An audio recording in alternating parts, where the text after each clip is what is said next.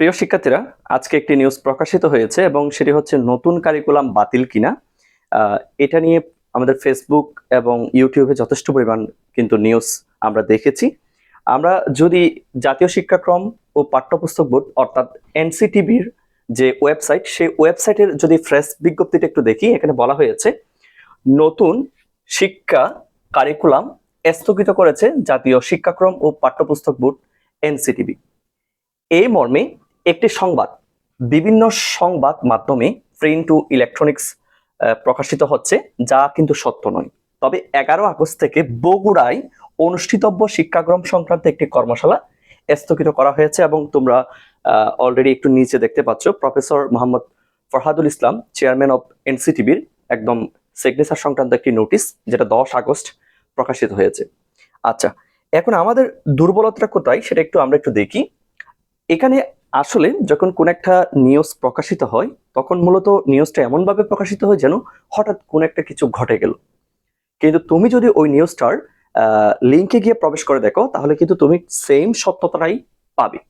এখন কোন একটা তামনেলের মধ্যে প্রকাশিত হয়েছে নতুন শিক্ষাক্রম স্থগিত, বাট তুমি যদি এই লিঙ্কে গিয়ে দেখো, তাহলে কিন্তু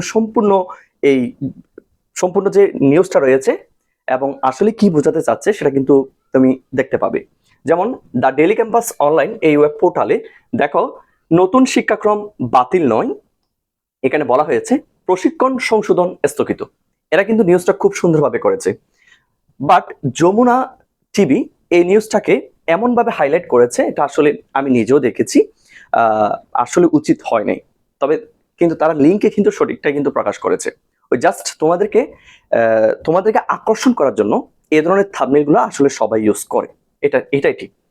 একই নিউজটা আমরা যদি এখানে একটু দেখি, দেখো এখানে স্পষ্ট বলা হয়েছে নতুন শিক্ষাক্রম বাতিল নয়, বরং এর অধীনে কর্মশালা রয়েছে, প্রশিক্ষণ পরিমার্জন সংশোধন কাজ স্থগিত করেছে জাতীয় শিক্ষাক্রম ও পাঠ্যপুস্তক বোর্ড এনসিটিবি।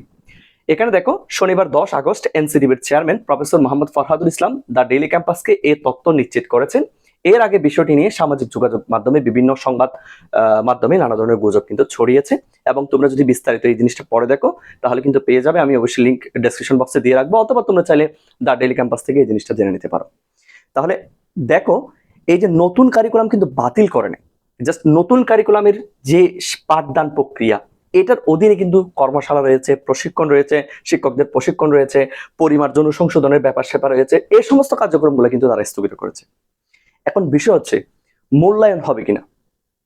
দেখো, মূল্যায়ন সংক্রান্ত কোনো নোটিশ এখনো পর্যন্ত বা নোটিশ বা বিজ্ঞপ্তি কোনো কিছু পাবলিশ হয় নাই। যদি হয় তাহলে অবশ্যই আমরা তোমাদেরকে জানিয়ে দিব। তবে বিষয়গুলো সবগুলো এখন মোটামুটি স্থগিতের মধ্যে রয়েছে। তবে হ্যাঁ, আগামীকাল থেকে তোমাদের শ্রেণী কার্যক্রম সেমই চলবে এবং তোমাদের যে নতুন পাঠ্যপুস্তক রয়েছে, ওই নতুন পাঠ্যপুস্তকের আলোকে ক্লাসগুলো কিন্তু হবে। এবার আসো, এই কারিকুলাম স্থগিত করা হয়েছে বলতে শুধুমাত্র কর্মশালা প্রশিক্ষণ পরিমার্জন এইগুলো স্থগিত করেছে। এখন এই কারিকুলাম কি বাতিল হতে পারে? হ্যাঁ, এই কারিকুলাম বাতিল হতে পারে, তবে বাতিল হওয়া এত সহজ বিষয় নয়। এখানে বিষয়টা হচ্ছে, দেখো ভালো করে খেয়াল করে দেখো, এখন অলরেডি বছরের বলতে গেলে এখন আগস্ট মাস বলতে গেলে অর্ধেকটা শেষ হয়ে গেছে। জুলাই ক্রস হয়ে এখন আগস্টে চলে গিয়েছে, জুন ক্রস হয়ে আগস্টে। তাহলে বুঝো, এখন এই মুহূর্তে তোমাদেরকে বই চেঞ্জ করা কখনো পসিবল না। তবে আমার ব্যক্তিগত মতামত থেকে, আমার দৃষ্টিকোণ থেকে আমি এটাই তোমাদেরকে এনশিওর করতে পারি যে হয়তোবা তোমাদের যে মূল্যায়ন প্রসেসটা রয়েছে, সেই প্রসেসটা তারা চেঞ্জ করে হয়তো পরীক্ষা পদ্ধতির মাধ্যমে আনতে পারে। আর একটা কারিকুলাম বাতিল করে নতুন কারিকুলামে নিয়ে যাওয়া বা শিফট হওয়া মিনিমাম একটা বছর কানেকের ব্যাপার স্যাপার রয়েছে। আমরা এটা আশাও করতে পারি যে হয়তোবা নেক্সট ইয়ার থেকে আমরা হয়তোবা বদল দেখতে পারবো, কিন্তু তাও এত সহজ নয়। যেমন দেখো, এখনো পর্যন্ত এইচএসসি পরীক্ষা তারা এখনো ক্লিয়ার করতে পারে নাই। শিক্ষা প্রতিষ্ঠানগুলা ওপেন করেছে, বাট শিক্ষার্থীরা ক্লাসে ঠিক মতো আসছে না। অর্থাৎ আমাদের যে আইন শৃঙ্খলার যে অবনতি, সেটা এখনো ঠিক হয় নাই। তাহলে বিষয়টা একটু বোঝার চেষ্টা করো। তবে আমার ব্যক্তিগত মতামত বা আমার যতটুকু দেখেছি, সরকার চেঞ্জ হওয়ার সাথে সাথে কিন্তু আসলে সবগুলা সিস্টেমই আসলে চেঞ্জ হয়ে যায়। তাহলে সেই সিস্টেমে আমরা বলতে পারি হ্যাঁ, কারিকুলাম অবশ্যই বাতিল হতে পারে, এটার সম্ভাবনা বেশি, কারণ এই কারিকুলামটা আসলে আমাদের জন্য অ্যাপ্রোপ্রিয়েট নয়। কারণ এখানে একটা ক্লাসের মধ্যে শুধুমাত্র 20 থেকে 25 জন বা 30 জন স্টুডেন্টস থাকা দরকার, কিন্তু আমাদের বাংলাদেশে একটা ক্লাসের মধ্যে, শ্রেণীকক্ষের মধ্যে প্রায় 80+, 100+ স্টুডেন্টস রয়েছে, যার কারণে আমরা সঠিকভাবে মূল্যায়নগুলো করতে পারছি না।